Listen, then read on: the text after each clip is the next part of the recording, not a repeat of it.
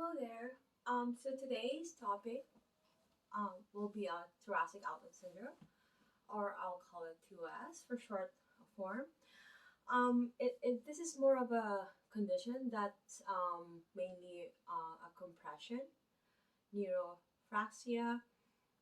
It's a compression of the brachial plexus and the accompanying artery that goes through the between the anterior and middle scalene, and also the first rib and the costoclavicular, right? And also the pec minor, between the pec minor and the coracoid process, and also the carpal tunnel syndrome when there's a compression there, right? So the symptoms are usually there's paresthesia, there's weakness and numbness and tingling of the arms. Okay, that's what's happening. Okay, so for the anterior and middle scalene muscles, that's called the anterior scalene syndrome. I have done a video about the purple syndrome or neuropraxia previously, so you can watch that as well. Or between the coracoid process and the pectoralis minor muscles, that's called the pectoralis minor syndrome. And also between the clavicle and the first rib, it's also called the costoclavicular syndrome. See, this all composed of thoracic outlet syndrome. Okay, so I'm gonna explain that with this there's like a lot of controversy about this thoracic outlet syndrome because there's a lot of compression sites happening, and I'm going to skip the controversy and I'm going to focus on the causes. Okay. First off, I need to specify that brachial plexus is the nerve innervation of the nerve root of C5 to T1, and it's mainly like the whole upper limb. Okay, so brachial plexus. So if there's a compression happening in so if we're wearing a backpack, perhaps it's compressing in the brachial plexus. That's going to be, you know, having some sensation lost, paresthesia, numbing, and tingling around down the arm. But depending on where the compression is happening. Okay, so the causes of compression is the internal. It could be an external compression as well, like crushes, like I have explained earlier about neuropraxia. It could also be internal. So internal or external. So internal would be like anything like any bony calluses, any osteophytes happening or tumor, any hypertrophy of the muscle, if there's any trigger point or any fascial restrictions that's happening in any areas, especially some most likely the cervical ribs, right? Because that will affect the brachial plexus and all the arteries involved. Okay, if we're in a prolonged sitting, just like I am, I've been in a prolonged sitting for almost 3 years now. Poor posture, hypertonicity, I said a while ago, and then trigger points will happen, especially if we're being in a hyperkyphosis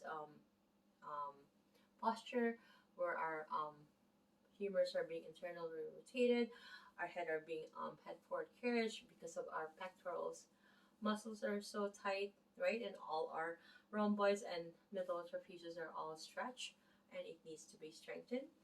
And that could also lead to scoliosis, and this could be a factor for thoracic outlet syndrome. Okay? Any systemic immune or metabolic disorders such as RA, which is rheumatoid arthritis, diabetes, and hypothyroidism. So any trauma with inflammation and subsequent scarring, if you're having scars around any inflammation that's occurring and it's developing some scar. For example, for whiplash, because what's happening is for whiplash, the the longest colli muscles, as you know, where behind the trachea, those are spasming, and if they're being in a contracture position for prolonged period of time, it's going to cause some adhesion and contracture, which also eventually lead to some sort of scarring, because it could also compress on some sort in there. Okay. If there's any joint subluxation is just partial dislocation. Also, it's just like maybe perhaps a little slight deviation of the cervical spine that could cause a thoracic outlet syndrome. Okay.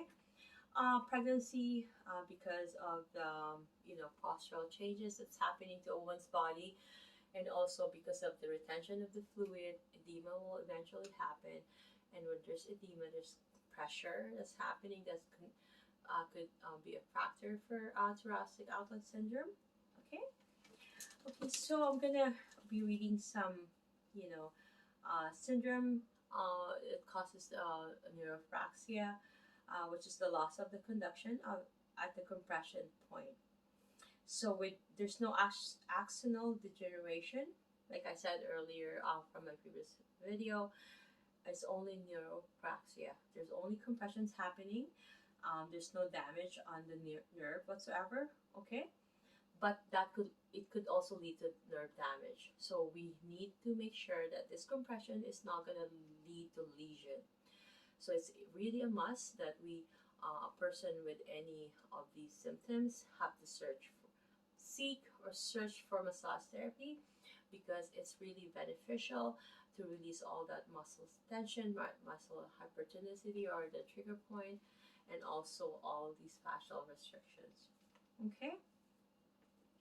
So symptoms of the nerve compression include localized pain, sensory loss, motor weakness, which is called paralysis, and vascular compression results in tropic changes in the tissue.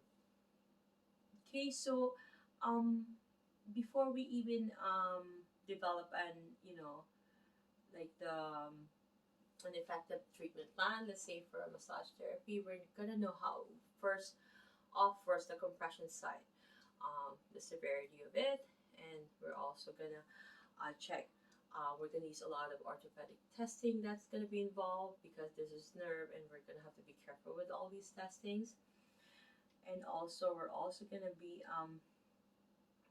keep in mind that these testing will exacerbate, meaning reproduce the symptoms that the client is experiencing. Therefore, it's going to reduce some brachial pulse or any pulse in any way, or whichever the compression lesions or compressions happening. That depends, right?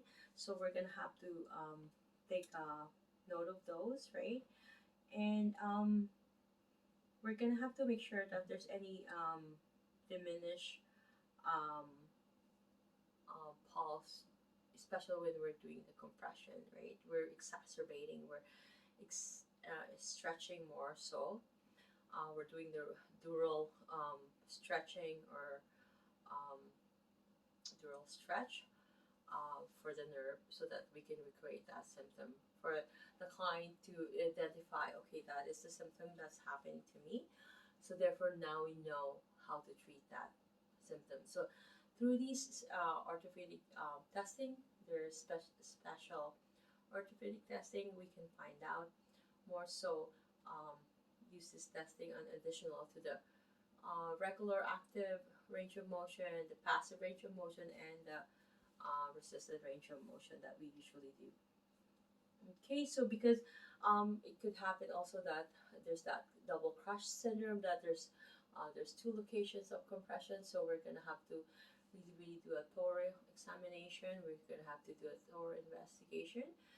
We're gonna have to check their health history. Have they been into this neuropraxia before? Has it happened to them? We're gonna have to go through all the testings, all the range of motion testings, special orthopedic testing, any neurological testing is a must to do as well, to be able to identify where the compression is. Because if there's a double crush, we need to identify which compression site are contributing to those. Okay. Okay, so we're gonna talk about now the symptom picture. Okay, so symptom can be unilateral or bilateral. They may be primary and neurological compression for the of the brachial plexus, or the vascular compression of the subclavian artery and the vein and the lymphatic vessel, or the combination of both. Okay, so let's say a client comes to you, yes, some degeneration, complaints for paresthesia for between the fourth and fifth. Um, you know, right away we will, kind of have that notion that okay, it's thoracic outlet syndrome, right?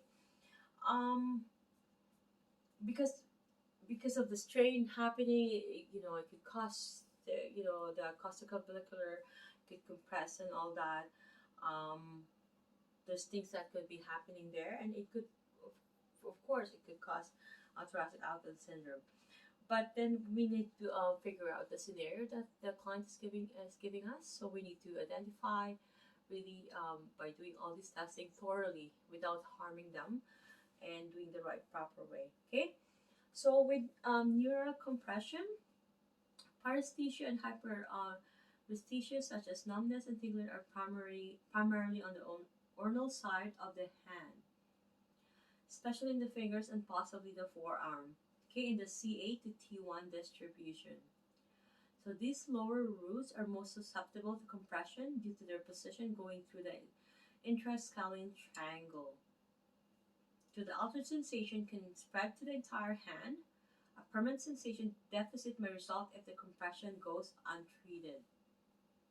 So sensory symptoms often begin with paresthesia. Pain develops subsequently. So diffuse aching or throbbing pain is experienced in the upper limb, predominantly the shoulder and in the forearm and hand. So less frequently, pain may occur in the neck or chest, or as a headache on the side of the head. So we're gonna have to watch all those symptoms that the client is gonna be telling you. We're gonna note them down. All of these trigger points are usually present and refer down the arm from the scalenes, right? That's common.